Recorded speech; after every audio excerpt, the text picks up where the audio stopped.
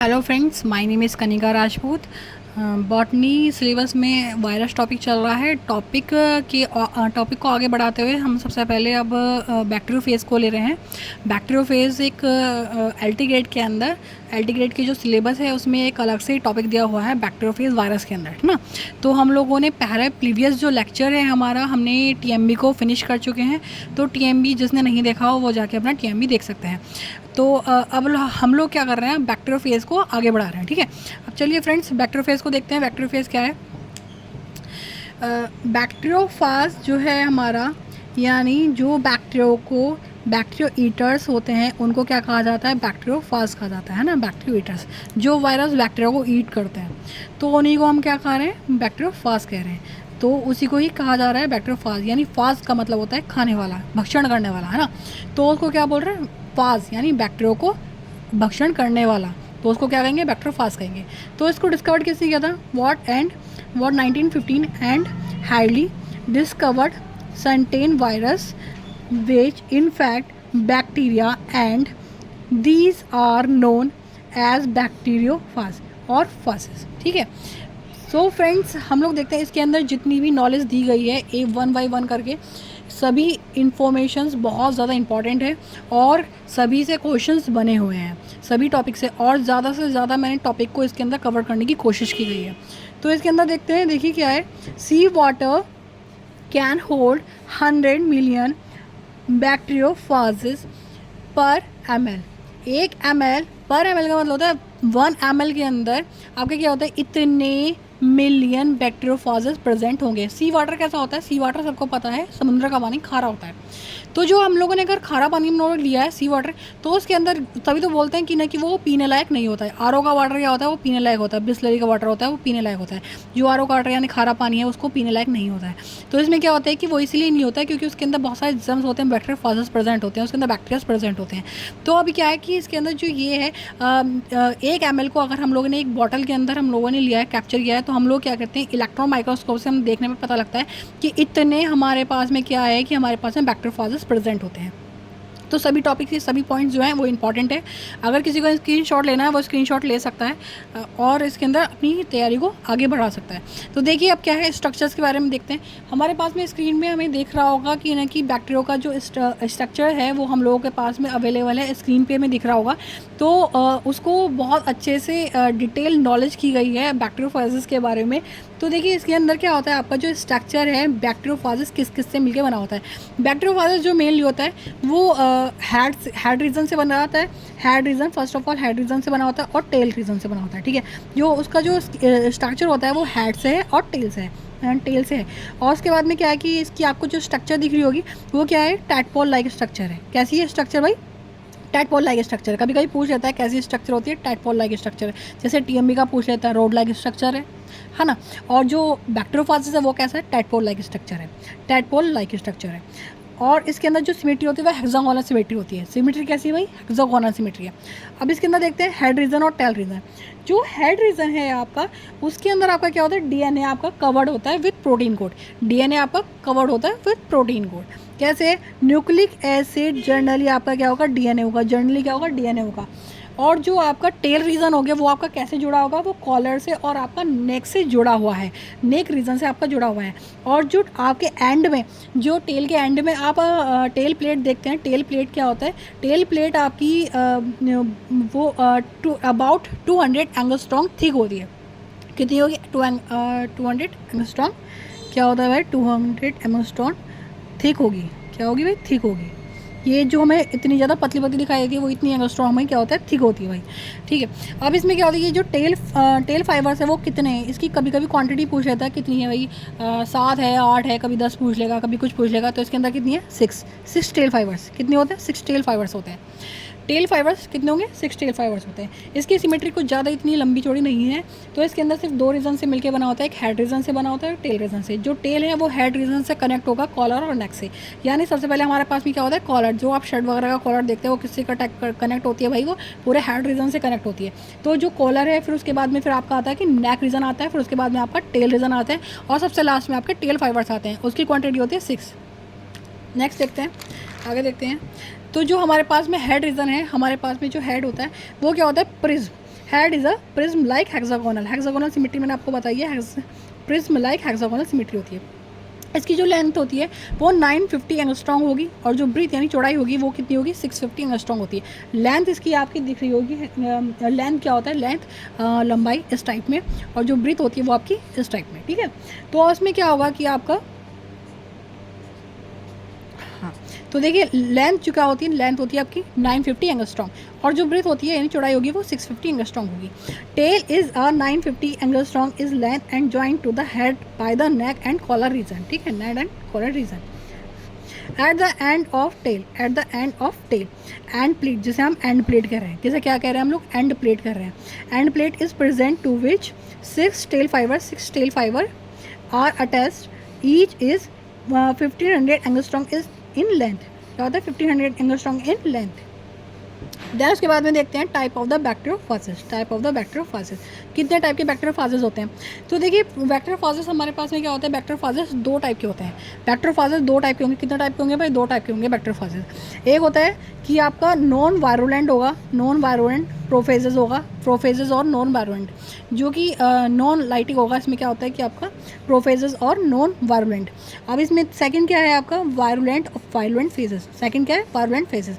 First है non virulent, second है आपका वायरुलेंट। अब अगर एक बीमारी कॉज कर रहा है तो एक बीमारी नहीं भी कॉज करेगा, यानी दो ही टाइप के होंगे, दो ही टाइप के हो सकते हैं, या तो बीमारी करने वाला होगा या फिर बीमारी करने वाला नहीं होगा। तो क्या होगा, एक लाइसिस वाला होगा, एक लाइसिस करने वाला नहीं होगा। तो इसमें क्या है कि आपको फर्स्ट ऑफ ऑल देखते हैं नॉन वायरुलेंट में क्या होगा, which don't cause, it don't cause lysis of bacteria having prophase inside them are called lysogenic bacteria, then called lysogenic bacteria. Next देखते हैं virulent phases, virulent phases which cause lysis of the bacteria, lysis of the bacteria, lysis. ये देखिए सीधी सी बात ये है कि अगर non virulent होगा तो वो क्या काम करेगा, वो बीमारी कॉज नहीं करेगा, वो बैक्टीरिया को हार्म नहीं करेगा, उसकी डेथ नहीं करेगा, है ना, उसकी डेथ नहीं करेगा, लेकिन लाइसिस नहीं करेगा। तो ये क्या हो गया, don't cause lysis, don't cause lysis of bacteria. अब ये क्या है, ये बीमारी करेगा यानी लाइसिस करेगा, तो इसको क्या बोलेंगे, वायरुलेंट बोलेंगे, इसको वायरुलेंट बोलेंगे, और लाइसोजेनिक बोलेंगे इसको। तो इसको क्या कहेंगे, लाइसिस। ये क्या काम करेगा, ये लाइसिस करेगा, ये क्या काम करेगा, ये लाइसिस करेगा। अब लाइसिस कैसे करेगा भाई, लाइसिस क्या होता है कि सबसे पहले हमारे पास में जो बैक्टीरिया जो स्ट्रक्चर्स होते हैं हमारे पास में, तो ये वायरुलेंट की जो सबसे पहले स्टेजेस होती हैं ये हमारे पास में कैसे करती हैं, ये बीमारी कैसे कॉज करती हैं। अब इसके बारे में बात कर लेते हैं कि ये भाई लाइसिस करेगी तो कैसे करेगी ये। तो हमारे पास में क्या होता है कि जो हमारा स्ट्रक्चर्स होते हैं, मेनली जो बैक्टीरियोफाजेस का है वो T4 और T2 वायरसेस होते हैं। तो इनके स्ट्रक्चर्स आपको T4 मेनली आपको ज़्यादातर गूगल पे आपको देखने को मिलते हैं, इमेज के अंदर आपको देखने को मिलते हैं कि इमेजेस में क्या होता है, T4 वायरसेस होते हैं। तो अब इसमें क्या होता है कि सबसे पहले हमारा किसी भी जर्नली एक बैक्टीरिया को डिसीज़ कॉज करने का प्रोसीजर क्या होता है। तो सबसे पहले क्या होता है, मल्टीप्लिकेशन देख लेते हैं। मल्टीप्लिकेशन कैसे करेगा वो अपना एक जर्नली बैक्टीरियोफाज कैसे करेगा बैक्टीरिया के ऊपर। फिर उसके बाद में दो साइकिल देख लेंगे, लाइटिक और लाइसोजेनिक। देन उसके बाद में पहला हम लोग सिंपल प्रोसीजर देख लेते हैं। तो सबसे पहले क्या काम करेगा, जो वायरस होगा वो क्या काम करेगा, हेल्दी होस्ट सेल को ढूंढेगा, हेल्दी बैक्टीरिया सेल को ढूंढेगा। फिर उसके बाद में क्या करेगा, एड्जॉर्प्शन करेगा। सबसे पहले उसकी जो स्किन है, आप देख रहे होंगे स्क्रीन शॉट उसमें देख रहे होंगे, इमेज में देख रहे होंगे स्क्रीन पर, तो उसमें क्या काम करेगा, सबसे पहले एब्जॉर्प्शन करेगा। फिर उसके बाद में क्या काम करेगा, पेनिट्रेट करेगा, पेनिट्रेट कर रहा है। फिर उसके बाद में क्या काम कर रहा है, control of the metabolic activity of the bacterial cell, control of the metabolic activity of the bacterial cell. फिर उसके बाद में क्या काम कर रहा है, formation of the new phages, components हो रहे हैं इसके। फिर उसके बाद में लाइसिस हो रही है, ठीक है, लाइसिस हो रही है। अब जो मेनली ये है लाइसिस हो रही है, तो इसमें क्या होता है कि आपका जो मल्टीप्लिकेशन है वो मेनली आपके स्टेप्स ये फॉलो करते हैं। तो जो एड्जॉर्प्शन है, एड्जॉर्प्शन क्या होता है, बैक्टीरियोफेजेस क्या काम करता है, एड्जॉर्प्शन में आपका क्या काम करेगा, सबसे पहले bacteriophages is attached to the bacterial cell surface with the help of the tail fibre. यहाँ tail fibres through the tail fibre है ना, अटैच हो गया, टेल फाइबर के थ्रू अटैच हो गया, किसके थ्रू, टेल फाइबर, क्योंकि जब भी अटैच होगा वो आपका टेल फाइबर के थ्रू अटैच हो जाएगा। सेकंड है आपका पेनिट्रेशन। पेनिट्रेट कैसे कर रहा है ये आपको, penetrate only the DNA of the phases. DNA आपका जेनेटिक इन्फॉर्मेशन कलेक्ट करता है, जेनेटिक इन्फॉर्मेशन प्रेजेंट होती है, उसी का वही मेन इंग्रेडिएंट होता है, जिसके थ्रू क्या काम करेगा, वो अपना डबल स्टैंडर्ड बनने के बाद में फिर अपना कॉम्प्लीमेंट्री स्टैंड बनाया। फिर उसके बाद में आपने क्या काम करा, प्रोटीन बनना स्टार्ट हो गया। जब प्रोटीन बन जाएगा तो उसका मेन पूरा होल बॉडी स्ट्रक्चर बन जाएगा। तो पैनिट्रेट करा है, यानी डीएनए को टेल फाइबर के थ्रू क्या काम करा है, उसने अपना डीएनए ऑफ द फेजेस को बैक्टीरियल सेल के अंदर पोर कर दिया है। ठीक है, पोर कर दिया इसने लाइसोजाइम। क्या काम करते हैं कि जो लाइसोजाइम के थ्रू क्या काम करते हैं, पोर बना देते हैं। लाइसोजाइम के थ्रू क्या काम करेंगे, पोर बना देंगे, वो भी टेल फाइबर के थ्रू। अब उसके बाद में क्या काम करते हैं, जो प्रोटीन कोड है वो आपका आउटसाइड रह रहा है, प्रोटीन कोड जो है वो अंदर नहीं जा रहा है, प्रोटीन कोड आपका बाहर है। प्रोटीन कार्ड सबको दिख रहा हो ना, प्रोटीन कोड आपका बाहर है, सिर्फ जेनेटिक मटेरियल अंदर गया है, यानी जीनोम उसका अंदर गया है। फिर उसके बाद में क्या काम करता है, control of the metabolic activity of the bacterial cell and the formation of the new phages components.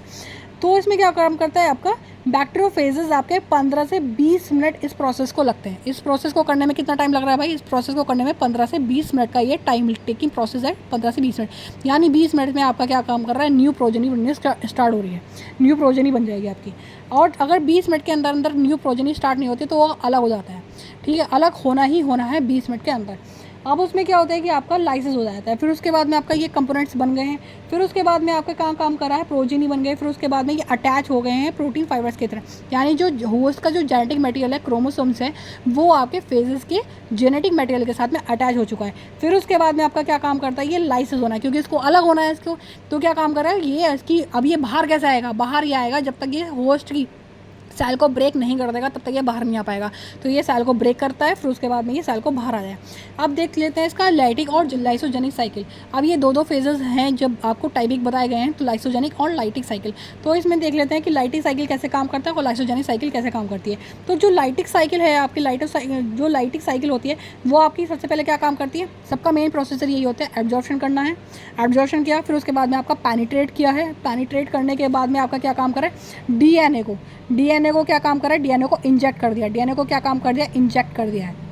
DNA को होस्ट सेल के अंदर, किसके थ्रू, होस्ट सेल के अंदर क्या काम करा, होस्ट सेल के अंदर क्या काम कर दिया इसने, इंजेक्ट कर दिया डीएनए को। इसका जेनेटिक मटेरियल क्या है, डीएनए, डीएनए को इसने क्या काम करा, होस्ट सेल के अंदर इंजेक्ट कर दिया है। फिर उसके बाद में जो फेस का डीएनए है, फेस का डीएनए क्या काम करेगा, होस्ट के अंदर डाल दिया है। फिर उसके बाद में अभी अंदर पहुँच चुका है। अब ये जो डीएनए है, ये जो फास्ट का जो डीएनए है, ये क्या काम करेगा, ये रेप्लिकेट करेगा। ये क्या काम करेगा, ये रेप्लिकेट करेगा, रेप्लिकेशन नहीं है, सेल्फ रेप्लिकेट करेगा अपने आप को। फिर उसके बाद में जो न्यू रेप्लिकेट करने के बाद में इसका मेन टारगेट क्या है, न्यू फेजेस बनाना। क्या है इसका, न्यू फेजेस बनाना। न्यू फेजेस आपके बन चुके हैं आपके। फिर उसके बाद में आपका क्या काम करता है, फेजेस की असेंबली होने स्टार्ट हो जाएगी। ठीक है, फेजेस की क्या होगी, असेंबली हो जाएगी, फेजेस की असेंबली होना स्टार्ट हो जाएगी।